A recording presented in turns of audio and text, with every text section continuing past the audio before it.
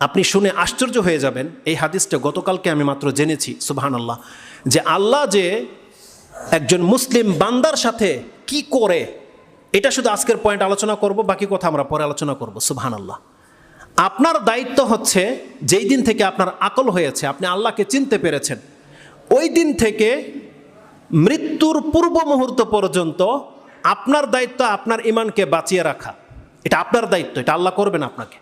আল্লাহ বলছে তুমি আল্লাহর সাথে শিরিক করো না এনিহাউ, কোনো অবস্থাতে। যদি কোনো ব্যক্তি এই কাজটা করতে পারে তাহলে মৃত্যুর মুহূর্তে জানেন কঠিন পরিস্থিতি হয়। মৃত্যুর মুহূর্তে শয়তান উপস্থিত হয়ে যায়। শয়তান চেষ্টা করে তখনও আপনাকে গুমরাহ করে দিতে। আল্লাহ সুবহানাহু ওয়া তাআলা বলছেন, বান্দা একটা সুসংবাদ তোমরা গ্রহণ করো, যেই ব্যক্তি এই জমিনে সুস্থ থাকা অবস্থায় আমার বান্দা ছিল, আমার ইবাদত করেছে, আমার সাথে শিরিক করেনি, সেই ব্যক্তি অসুস্থ হয়ে গেলে মৃত্যু মুহূর্তে আমি আল্লাহ তার ইমানের হেফাজতের দায়িত্ব নিয়ে নিলাম। আল্লাহ বলছে এটা আমার পক্ষ থেকে তোমাকে হেফাজত করা হবে, ওই মুহূর্তে তোমাকে শয়তান গুমরাহ করতে পারবে না। জীবনের পুরোটা জীবন আপনি আল্লাহর পথে হেঁটেছেন, আল্লাহ বলছেন একে কোনোদিন শয়তান মৃত্যু মুহূর্তে গুমরাহ করতে পারবে না। আল্লাহ সুবহানাহু ওয়া তাআলা কোথায় বলেছে?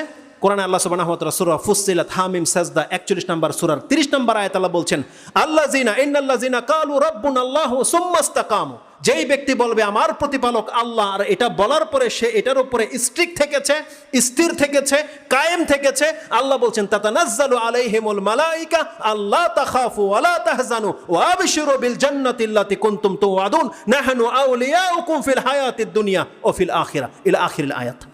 এই আয়াত আল্লাহ সুবহানাহু ওয়া তাআলা বলছেন যেই ব্যক্তি বলবে ইন্নাল্লাযিনা ক্বালু রাব্বুনাল্লাহ, আমার প্রতিপালক হচ্ছেন আল্লাহ, এখানে রব বলেছে, শুধু ইলাহ বলেনি আল্লাহ, রব। তার মানে রব হচ্ছে আপনার জীবনের যত প্রয়োজন আছে যিনি পুরা করে তিনি হচ্ছে আপনার রব।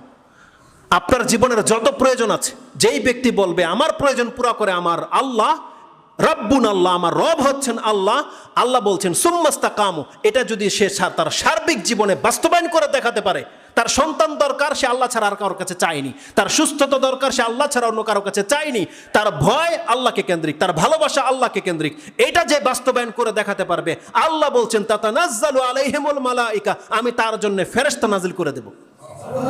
ইমাম বুখারী রাহিমাহুল্লাহ বলছেন কখন ফেরেশতা নাজিল করা হবে? ইনদাল মৌত। এটা আপনি ইমাম বুখারীর 65 নম্বরের 31 নম্বর যে আলোচনা রয়েছে, 41 নম্বর 65 নম্বর অধ্যায় তাফসীর তার 41 নম্বর পরিচ্ছদে গিয়ে পেয়ে যাবেন। ইমাম বুখারী রাহিমাহুল্লাহ বলছেন ইনদাল মৌত, এই ফেরেশতা নাজিল করা হবে মৃত্যু মুহূর্তে। কেন করা হয়েছে? কারণ বোঝা যাচ্ছে যে এখানে একটা সেন্সিটিভ বিষয় আছে। কেন আল্লাহ মৃত্যুর মুহূর্তে একটা মুমিনের কাছে আল্লাহ ফেরেশতা কেন নাজিল করে?